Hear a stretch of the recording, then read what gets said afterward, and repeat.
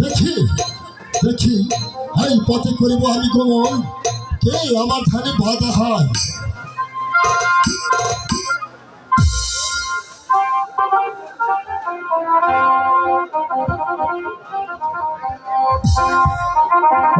শিব ঠাকুর, তোমার প্রসাদ হয়েছে ভুল, তোমার কি বলে নেই সেই পুজোর কথা। তুমি নিয়তি দৈববাণী, ঠিকই বলেছ নিয়তি, ঠিকই বলেছ দৈববাণী। যাবো যাবো আমি সেই কালিকা সাগরে, দেখে মা মনসা দেবী পুজোর জন্য। তবে আমি তো আর একা যাবো না, দেখে আমার গৃহে একটি ভাগ্নি নারদ মহামণি রয়েছে, তাকে সঙ্গে করে নিয়ে যাবো। তবে তাকে স্মরণ করে দেখি আমি কোথায় ভাগ্নি নারদ মহামণি।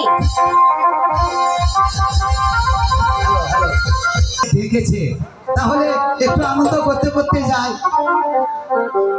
আচ্ছা ও প্রেজা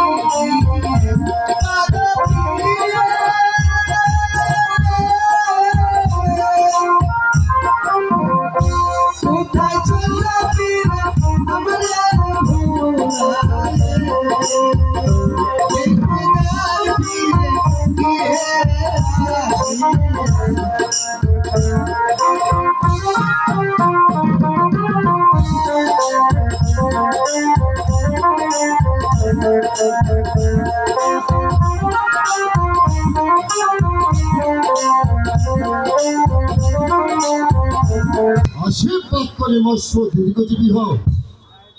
তবে আমি আর কি জন্য ডাকবো নারদ মহামণি? আমি যাবো সে ওই কালিদাও সাগরে। হ্যাঁ, তবে মা মনসা দেবী পুজোর জন্য যাবো নারদ মহামণি। তবে তোমাকে আমার সঙ্গে যেতে হবে। ঠিক আছে, চলো। কিন্তু আমাকে আমার কিছু শর্ত আছে। বলো বলো নারদ মহামণি, এমন কি শর্ত তোমার রয়েছে? আমি দুই চোখে যা দেখবো আমাকে দেখাতে হবে। আমি আমি দুই কানে যা শুনবো আমাকে শোনাতে হবে। শুধু তাই নয়, বহু দিনের পর আমি হেঁটে যেতে পারবো না। নারদ মহামণি, তুমি কি করে ভাবলে তুমি আমার ভাগ্নে নারদ মহামণি নয়? হ্যাঁ, আর ওই সে কালিদাও সাগরে ভাগ্নে নারদ মহামণিকে নিয়ে যাবো আমি হেঁটে। তবে তোমার মামিমাকে ডেকে ওই যে আমাদের গৃহে যে পুরাতন পুষ্প রথখানা দীর্ঘজীবী হও। আমাকে কি জন্য ডেকেছেন শিব ঠাকুর? আর কি জন্য ডেকেছি পার্বতী, এ তোরা বুঝবি না। আমি সে কৈলাস থেকে রথ লোকে এসেছি পার্বতী, শুধু সনাতন ধর্মের ধর্ম প্রচার করার জন্য। তাই আমি যাবো সেই কালিদাও সাগরে। তবে আমাদের গৃহে যে পুরাতন পুষ্প রথখানা রয়েছে পার্বতী, তুমি যে তাকে ধুয়ে মুছে এক্ষুনি আমাকে এনে দাও। ঠিক আছে শিব ঠাকুর, আপনার কথা আমি অক্ষরে অক্ষরে পালন করবো শিব ঠাকুর। আশীর্বাদ করি পার্বতী, ঠিক আছে। দীর্ঘজীবী হও।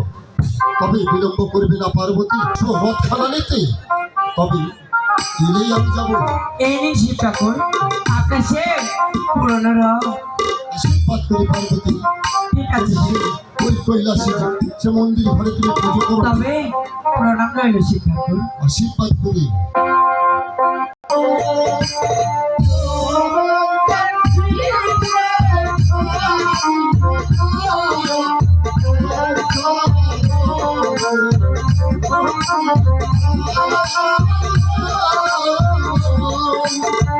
Thank you.